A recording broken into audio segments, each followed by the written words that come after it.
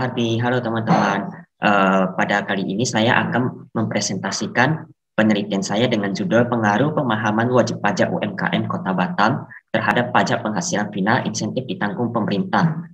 Ini adalah judul penelitian saya. Pertama, kita akan membahas pengertian UMKM. Kedua, membahas pengertian pajak penghasilan final bagi UMKM.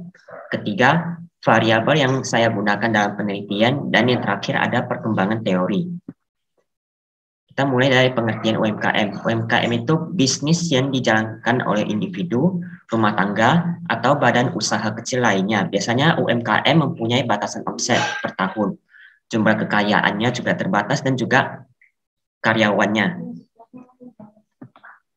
Nah, di UMKM ini terbagi menjadi 3 bagian, yaitu ada usaha mikro, usaha kecil, dan usaha menengah, di mana masing-masing mempunyai kriteria. Kalau untuk usaha mikro, dia punya kekayaan bersih itu maksimalnya hanya 50 juta, tidak termasuk tanah dan bangunan usaha.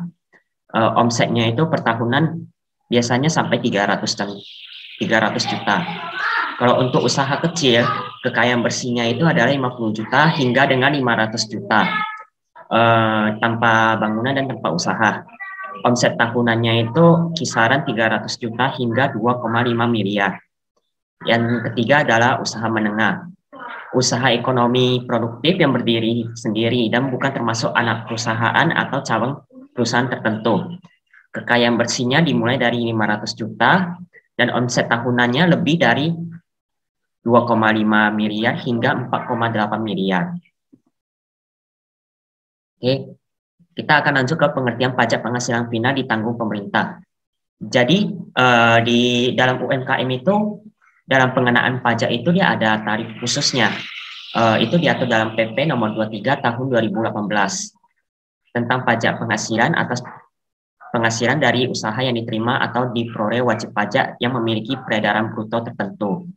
PMK 99 itu tentang pelaksanaan PP nomor 23 tahun 2018 tentang pajak penghasilan atas penghasilan dari usaha yang diterima atau diperoleh wajib pajak yang memiliki peredaran bruto tertentu.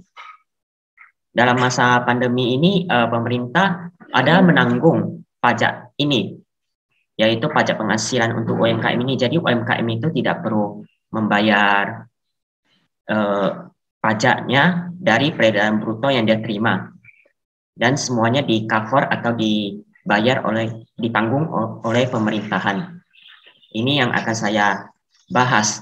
Bagaimana sih UMKM Kota Batam itu mengerti tentang tata cara ini, pelaporan ini, pengajuannya bagaimana, juga pemahaman masyarakat tentang pajak penghasilan final untuk UMKM itu seberapa luas gitu ya.